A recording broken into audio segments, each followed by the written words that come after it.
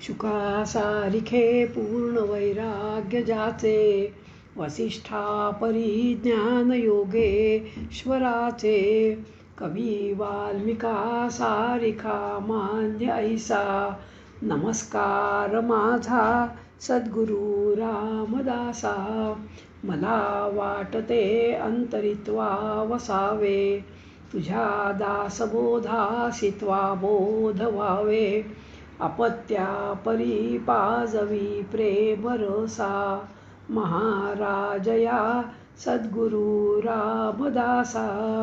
जय जय रघुवीर समर्थ. नमस्कार, मी नीला अभ्यंकर आणि आज दशक 9 समास 9 संदेह वारण या समासावरती थोडे माझे विचार सांगणार आहे. साधक ब्रह्म आणि ब्रह्मांड या दोघांचा विचार करतोय.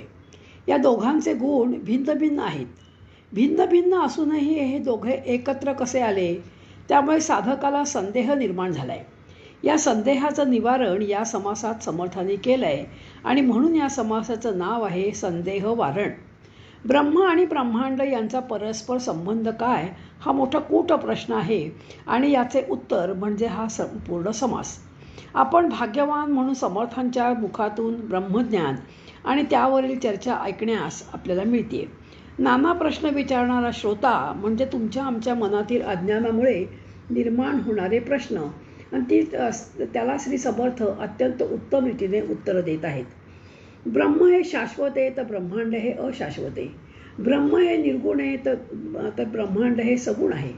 एक निश्चल आहे तर दुसरे चंचल आहे. ब्रह्म एकजिन्सी आहे तर ब्रह्मांड हे बहुजिन्सी आहे. ब्रह्म अनंत आहे तर ब्रह्मांड अंतवंत आहे. एक पूर्ण आहे तर दुसरे अपूर्ण आहे.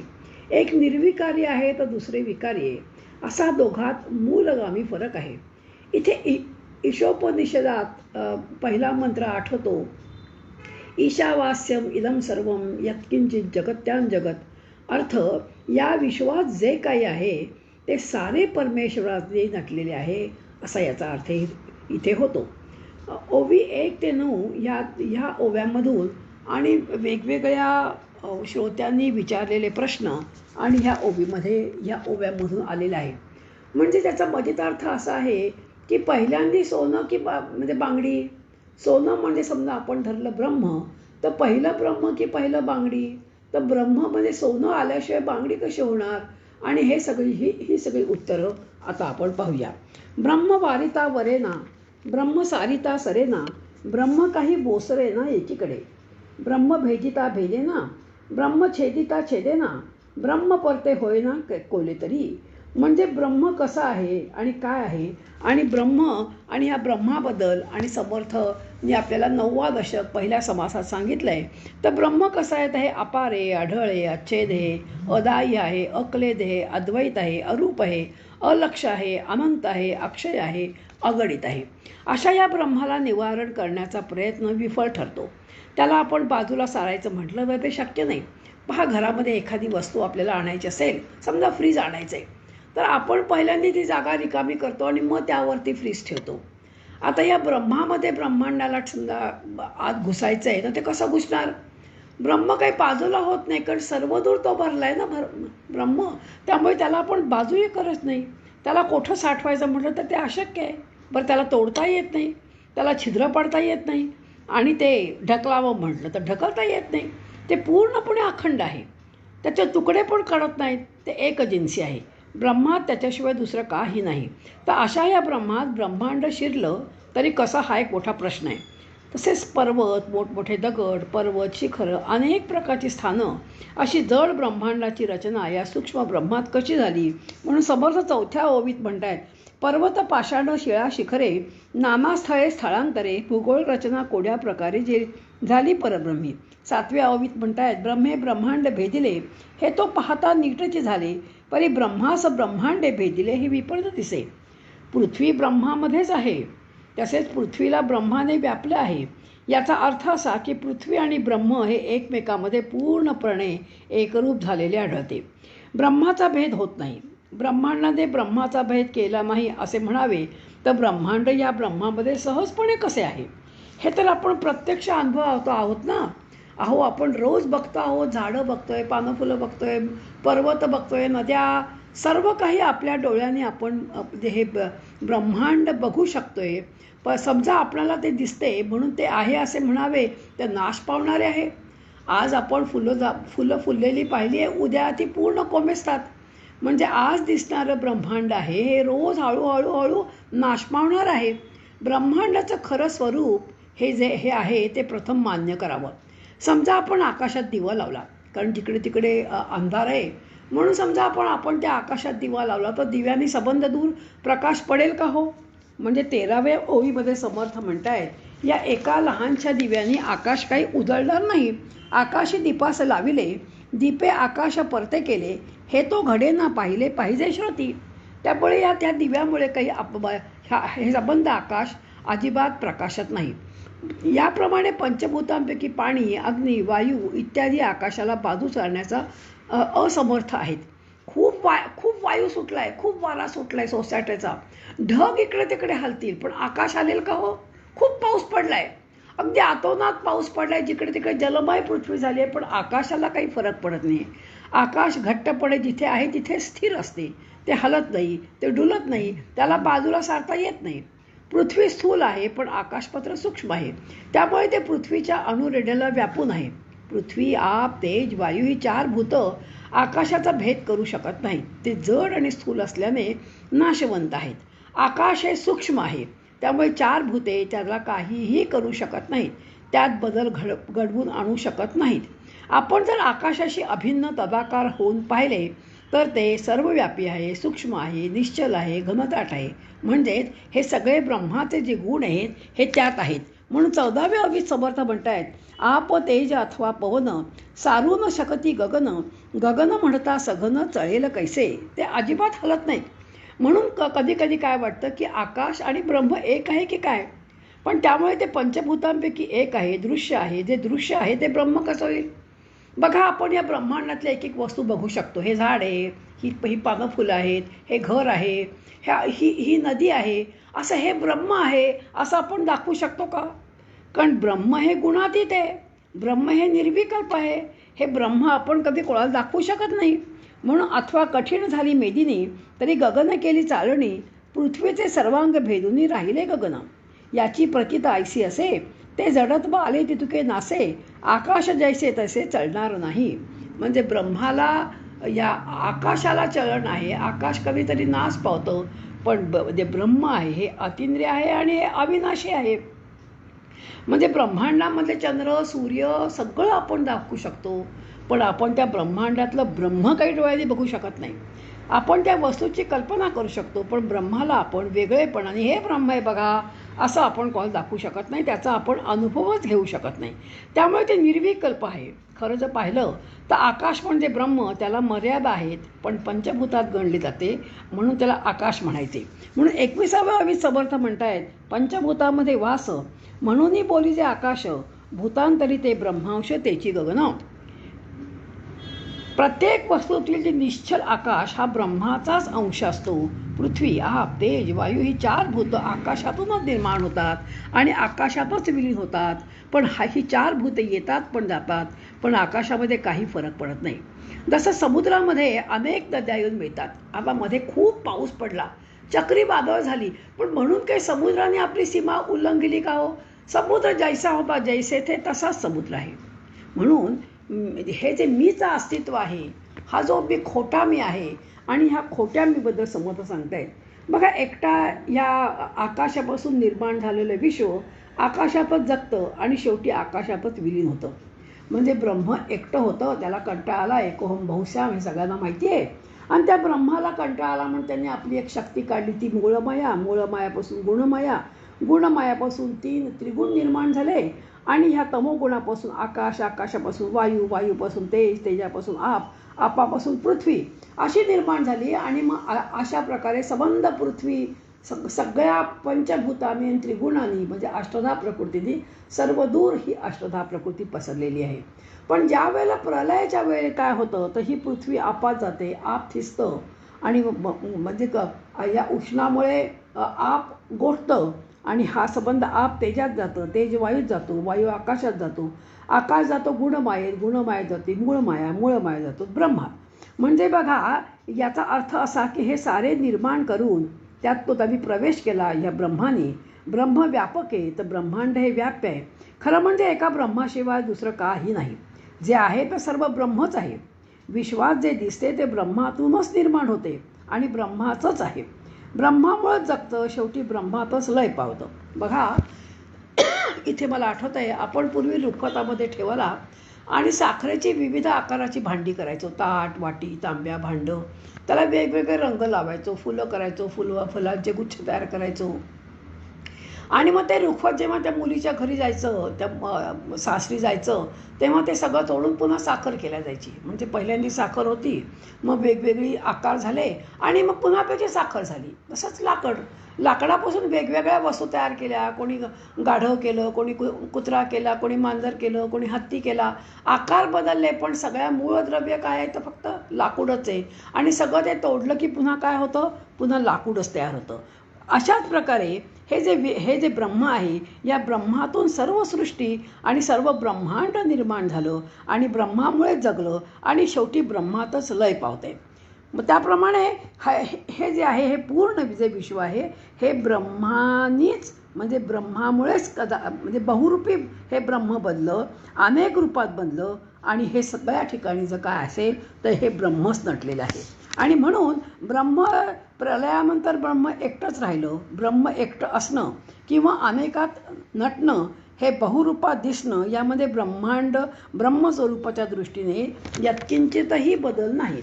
हे आपल्या ध्यानात येत नाही, कारण स्वरूपाच्या अज्ञानामुळे आपल्याला भ्रम होतो. विश्वामध्ये भरून उरलेले ब्रह्म आपण विसरतो. म्हणजे बघा, 27 ओवीमध्ये समर्थ म्हणतायत की भ्रमाचे रूप मिथ्या झाले, मग सुखे म्हणावे भेदिले, मूळ लटिके त्याने केले तेही तैसे. हा सगळा हे सगळं जे दृष्टीला दिसत आहे, हा सगळा भ्रम आहे.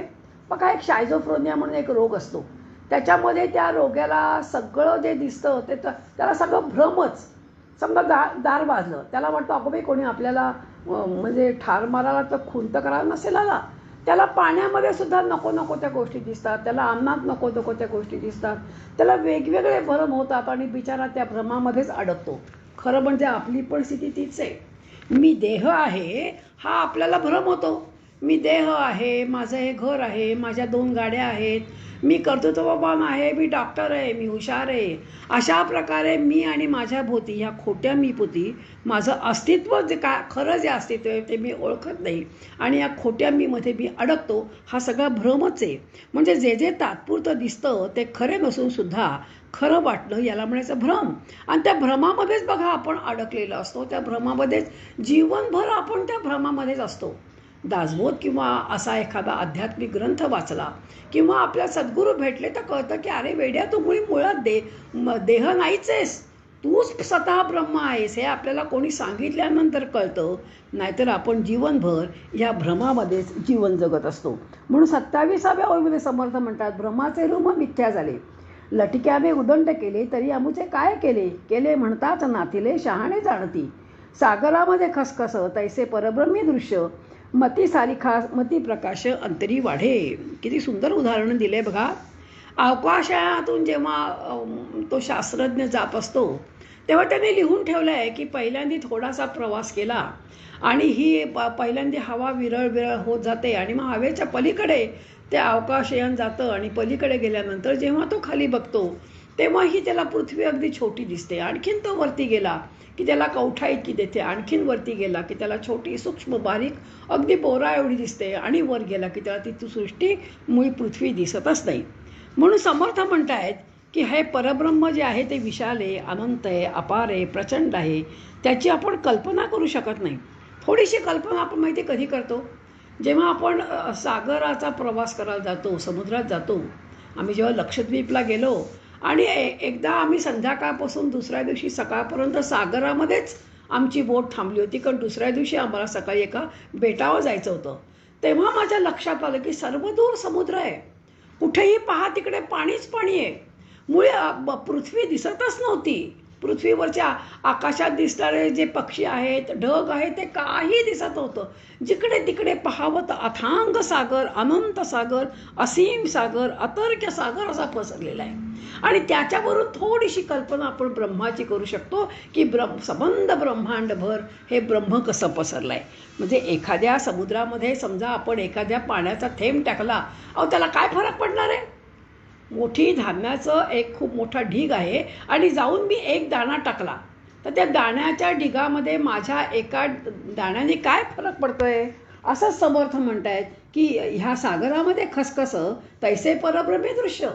ह्या अनंत कोटी ब्रह्मांड नायक भगवंताच्या एका एका रोमावरती ब्रह्मांड आहे आणि त्या ब्रह्मांडा त्या भगवंताच्या परब्रह्मापुढे आपलं ब्रह्मांडमध्ये एखादा खसखसीचा दाणा. जसं त्या सागरामध्ये मी एक थेंब टाकल्यानंतर काहीही फरक पडत नाही.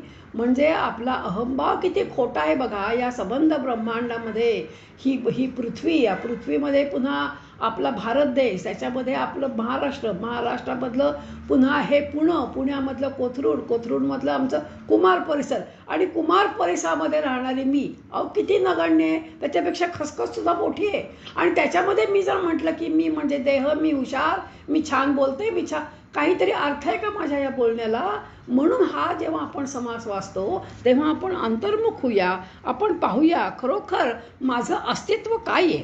आणि म्हणून 34व्या ओवीमध्ये समर्थ म्हणतायत, आपण भ्रमे लहानळा केवळ देहधारी झाला तरी मग ब्रह्मांड त्याला कवळेल कसे. जर आपण आपलं मन विशाल केलं आणि जर विशाल केलं तर आपण त्या थोडीशी ब्रह्मांडाची कल्पना करू शकतो. इथे त्या बेडकाची आठवण होते. एक बेडूक समुद्रातून आला आणि चुकून त्या विहिरीत पडला. दुसरा बेडूक बोलला, काय रे तू कुठून आलास, नवीन दिसतोयस. अरे मी समुद्रातून आलोय. अरे समुद्र म्हणजे काय. अरे खूप मोठं पाणी आहे. केवढं मोठं पाणी आहे म्हणे. ह्या विहिरी एवढा. तो हसला. अरे विहीर काय एवढीशी. अरे आमचा समुद्र केवढा अथांग. मग त्यांनी आपले शरीर फुगवलं पहिल्या बेडकाने. ह्याहून मोठा करता करता बिचारा बेडूक मरून गेला. आपलंही असंच होतं आहे. मी आणि माझ्यामध्ये आपण इतके रमतोय की या संबंध ब्रह्मांडाची आपण कल्पनासुद्धा करू शकत नाही. आणि म्हणून आपल्या समर्थ काय सांगतायत की तुम्ही जी तुमची बुद्धी आहे ती विशाल करा. ध्रुवाच्या गोष्टीमध्ये ध्रुव जेव्हा बसलाय ओम नमो भगवते वासुदेवाय या मंत्राचा जप करत आणि पिंपळाच्या झाडाखाली बसलाय. पहिल्या महिन्यात त्यांनी 3 दिवसातून एकच फळ खाल्लं, म्हणजे कोणचं तर बोर किंवा कवट. दुसऱ्या महिन्यामध्ये 6 दिवसातून एकच वेळा एकच भाजी खाल्ली. तिसऱ्या महिन्यामध्ये 9 दिवसातून फक्त एक भांडभर पाणी प्यायला आणि चौथ्या महिन्यामध्ये एकच श्वास घेतला. हे सगळं ऐकल्यावर आपल्याला असं वाटतं की कसं शक्य आहे. कारण अन्नमय कोशावरती जगणारा हा आपला जीव सकाळचं खाणं झालं की संध्याकाळच्या जेवणाची आपण काय करतो तर चिंता करणारे आपण. आपल्याला आपली फुटपट्टी इतकी छोटी आहे की त्या ध्रुवाची फुटपट्टीपर्यंत ध्रुवाचं आपण मनाने कल्पनासुद्धा करू शकत नाही. आणि मग आपण म्हणतो कसल्या या सगळ्या पुराणातल्या गोष्टी खोट्या. या गोष्टी खोट्या नाही आहेत. आपलं मन आपण विशाला करायला पाहिजे. आणि हे विशाल बुद्धी ही संकुचित होत होत आपल्या देहाएवढी होते. मी देह आहे अशी आपली धारणा झाली आणि अशा जीवाची बुद्धी विश्वाला कशी गवसणी घालणार. आणि म्हणून समर्थ म्हणतायत की आपण आपली जी बुद्धी आहे ती विशाल केली पाहिजे. विवेके तुटे अनुमान, विवेक होय समाधान, विवेके आत्मनिवेदन मोक्ष लाभे. तुम्हाला जर मोक्ष हवा असेल तर तुम्ही आपलं जे मन आहे ते मन आपलं विशाल करायला पाहिजे. पहा इथे गीतेमधल्या 7व्या अध्यायामधल्या 7व्या श्लोकाची इथे मला आठवण झाली. मत्तः परतरम नान्यम किंचित दस्य धनंजय मयी सर्वमिदं प्रोतम सूत्रे मणिगणा इव. हे धनंजया, माझ्याशिवाय किंचित मात्रही दुसरं काही इथे नाही. हे सर्व जग दोऱ्यात मणी ओवावे तसे माझ्या ठिकाणी ओवलेले आहेत. जसा वायू आकाशात उत्पन्न होतो, आकाशातच राहतो व आकाशातच लीन होतो, आकाशाशिवाय वायूची भिन्न सत्ता नाही, त्याप्रमाणे हा संसार परमात्म्यापासून उत्पन्न होतो, त्यातच तो स्थित होतो आणि शेवटी तो त्यातच विलीन होतो. म्हणून अर्जुना, मीच या विश्वाचा महाकारण आहे. अरे मीच सर्व आहे. हे आपण लक्षात ठेवावं. म्हणून समर्थ म्हणतात आपण आपली वृत्ती इतकी विशाल करावी की तिने संबंध ब्रह्माला गवसणी घालून टाकावी. जसं एखाद्याने समजा एखाद्या आपल्याकडले अंबानी बिर्ला यांनी ठरवलं की आपल्याकडे अमाप पैसा आहे, आपण संबंध पृथ्वी सोन्याने मढवून टाकूया. शक्य आहे का हो. विश्वाला या सोन्याने आपण पांघरून घालू शकतो का? शक्य नाही. कारण काय, ही अमर्याद अशी पृथ्वी आहे आणि आणि मर्यादित सोनं आहे, ते कमीच पडणार, ते संपणार. त्याप्रमाणे आपली बुद्धी जी आहे ही आपली अल्पबुद्धी आहे. आपण ब्रह्माला आकलन करण्याचा जरी खूप प्रयत्न केला, पण आपली बुद्धी ही अपुरी पडते व तिची मर्यादा संपते. ती ब्रह्मातच विलीन होऊन जाते आणि ब्रह्माचे खरं स्वरूप आकलन होते. त्याचा स्पष्टपणे अनुभव येतो. आणि यासाठी जर काही खरं वाटते ते खरे नाही, त्यास विवेकाने दूर करा, म्हणजे ब्रह्मस्वरूपाचा साक्षात्कार आपोआप होतो. इथे समर्थांची आठवण होते बघा. लहानपणी एकदा आईवर चिडले आणि आडगळीच्याच खोलीत जाऊन बसले. आई शोधते शोधते शेवटी आडगळीच्या खोलीत, अरे नारायणा, इथे काय करतोयस? चिंता करतो विश्वाची. ज्या वयामध्ये मुलं कसली चिंता करतात, तर मोबाईलची किंवा चॉकलेटची. आणि त्या लहान वयामध्ये नारायण चिंता कोणाची करतोय? तर विश्वाची करतोय. हे विशाल मन आहे. हे भगवंताकडून मिळालं जन्मदात विशाल मन आहे. आणि म्हणून त्यांनी सगळ्यात शेवटी जे प्रार्थना ते कल्याणकारी रामराया, सगळ्यांसाठी त्यांनी प्रार्थना केली, हे रामा, सगळ्यांचं तू कल्याण कर. ज्या वेळेला ते ह्याला बसलेले होते शिवतरगळीमध्ये, त्यावेळेला त्यांना जाणीव झाली. काय जाणीव झाली? की आपली आई अगदी अत्यवस्थ आहे. आई, तुझा देह ठेवायच्या मी वेळी धावत येईल. हे त्यांना जेव्हा जाणीव झाल्याबरोबर ते धावत जांभलं गेले. हे कशामुळे झाले? विशाल, त्यांची बुद्धी विशाल असल्यामुळे, व्याप्त असल्यामुळे. आणि म्हणून त्यांना जाणीव झाली की आपली आई आजारी. असं शंकराचार्यांच्या बाबतीत झाले. शंकराचार्यांची सुद्धा कालडी म्हणजे कुठल्या कुठे दक्षिण आहेत, आणि ते तर मध्य भारतामध्ये होते. तिथून ते आपल्या आईला आणि शेवटचं मांडी द्यायला म्हणून धावत गेले. बघा, म्हणजे माणसाची बुद्धी ही कशी विशाल, संतांची बुद्धी कशी विशाल असते. योगी अरविंद बडोद्याला ध्यानामध्ये तुरुंगात आहेत. त्यामुळे ध्यानामध्ये काही त्रुटी येत होत्या, ज्ञानात काही अडथळे येत होते. आता कोणाला विचारायचं? तेव्हा अत्यंत असा गोड आवाजामध्ये आणि कोणीतरी बोलतंय, विचारलंय, आपण कोण बोलताय? मी विवेकानंद बोलतोय. आणि त्यांच्या ध्यानामध्ये आलेल्या ज्या शंका आहेत, त्या शंकांचं सगळं निरसन आणि विवेकानंद केलं. नुसतं नाही, त्यांनी विचारलं, तुम्हाला देऊ का दर्शन? नको म्हणे, मला फक्त मार्गदर्शन करा. हे सगळं जे घडतं हे कशामुळे घडतं? तर या संतांची जी बुद्धी असते ही विशाल असते आणि त्यामुळे हे घडतं. आणि म्हणून समर्थ म्हणतायत की तुम्ही तुमची जी कोती बुद्धी आहे, मी माझं शरीर, मी माझं घर, मी माझ्यापुरतं जी मर्यादा आहे, ती जी बुद्धी आहे ती आपण विशाल केल्याशिवाय आपल्याला ब्रह्माची जाणीव होणार नाही. हे समर्थ आपल्याला इथे सांगतायत. बघा, अंदमानला सावरकर गेलेत. तिन्ही भावांनी उडी मारलेली आहे. त्यामुळे सावरकरांनी म्हटलेत, आम्हाला 3च भाऊ आहेत. ह्या ठिकाणी जर का 7 भाऊ असते ना, तर 7ही भावांनी आणि या संग्रामामध्ये उडी मारली असती. केवढं विशाल मन हो. आणि विशाल मन, आपण जेव्हा या सगळ्या गोष्टी ऐकतो तेव्हा तर चिंतन करावं आणि थोडंसं आपलं मन आपण आपल्यापुरतं मर्यादित न ठेवता आणि थोडं आपलं मन आपण विशाल करावं. इथे मला थोडीशी एक गोष्ट जी आठवते ती ब्रह्मदेवाची आठवते. कृष्णाच्या लीला जेव्हा कृष्ण करतोय आणि त्याच्या ज्या अतर्क्य लीला पाहिल्यानंतर सगळ्यांना प्रश्न पडला, हा कृष्ण आहे तरी कोण? अहो, सर्वसामान्यांना प्रश्न पडला तर ठीक आहे, पण ब्रह्मदेवालाही प्रश्न पडला की खरंच आहे तरी कोण? आणि म्हणून त्याची बघा, ब्रह्मदेव परब्रह्माची परीक्षा बघायला. हा जीव जो असतो ना, त्या असा हाच भ्रम, आणि ह्या भ्रमामध्येच हा गेला आणि त्याला असं वाटलं की आपण भगवंताची परीक्षा बघावी. आणि म्हणून त्यांनी काय केलं, सगळ्या गायींना, सगळ्या गोपांना आणि एका ढोलीमध्ये म्हणजे एका ह्याच्यामध्ये लपवून ठेवलं. आणि लपवून ठेवल्यानंतर आता आपलं 1 वर्ष म्हणजे ब्रह्मदेवाचा एक क्षण, आता भगवंतांनी पाहिलं की सगळे सगळे गोप गेले, सगळ्या गायी वासरं. आणि मग लक्षात आलं की हे जे कर्तृत्व आहे हे ब्रह्मदेवाचं आहे. आणि म्हणून त्यांनी काय केलं, ह्या सगळ्यांची रूपं म्हणजे भगवंतांनी घेतली.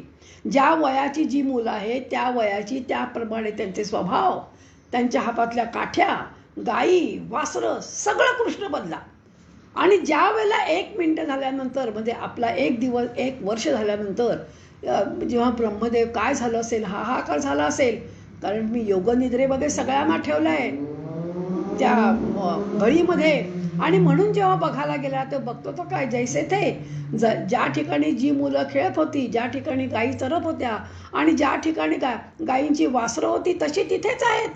मग त्यांनी त्या आपल्या ढोलीत पाहिलं, अरे तिथे पण आहेत, अरे असं कसं झालं. म्हणून त्यांनी जेव्हा सूक्ष्म जेव्हा दृष्टीने पाहिलं तेव्हा तो एकदम अचंबित झाला. जिकडे पहा तिकडे कृष्ण कृष्ण कृष्ण कृष्ण, मुळी सगबंधूर कृष्ण दूर पसरलेला आहे. सगळी मुलं म्हणजे कृष्णाची रूप, सगळ्यांची रूपं घेतली, गाईचं, तुमच्या बछड्यांचं, सगळ्या ठिकाणी काठ्यांचं, बुरलीचं, सगळी रूपं कृष्णाने घेतली आहेत. ब्रह्मदेव विचार करतोय, जिकडे तिकडे कृष्णच कृष्ण, कोणत्या कृष्णाला नमस्कार करू, यातला खरा कृष्ण कोणचा आहे. अरे कोण म्हणाली ही पंचभूतांची शरीर आहेत. भगवंता मी सृष्टी करताय असा मला अभिमान झाला, मला क्षमा कर. म्हणजे भगवंतानी काय केलं की सर्व विष्णुमयम जगत हे आचरणाने दाखवलं की सर्व ठिकाणी मी कसा भरलोय ह्याची चुणूक त्यांनी ब्रह्मदेवाला दाखवली. आणि ह्या ठिकाणी म्हणून मला ही गोष्ट आठवली. जशी नामदेव पळत पळत कुत्र समोर चाललाय त्यांच्याकडची पोळी घेऊन, अरे थांब बाबा, ती पोळी कोरडी आहे, मी त्याला तूप लावतो म्हणून तुपाची वाटी घेऊन धावले. आपल्याला त्याचं चेष्टा वाटते, हसू येतं. पण त्यांना तिथे कुत्रा नाही दिसला, त्या कुत्राच्या ठिकाणी त्यांना कोण दिसलं तर ब्रह्म दिसलं. आणि म्हणून आपण आपलं मन विशाल करावं. पहा, आपण ज्या प्रार्थना करतो ना, त्याही आपल्या धर्मातल्या प्रार्थनाही किती उच्च अवस्थेतल्या मधल्या आहेत. ज्ञानेश्वरांनी जी प्रार्थना केली ती विश्वात्मक देवाला केली आहे आणि सगळ्या विश्वासाठी मागणी केली आहे. म्हणून समर्थ आपल्याला इथे हेच सांगतायत की तुम्ही आपलं मन विशाल केलं की तुम्हाला ब्रह्माचं दर्शन होईल. आणि ब्रह्मामध्येच ब्रह्मांड आहे हे त्यांनी सांगितलं आहे. आपली प्रार्थना कशी आहे?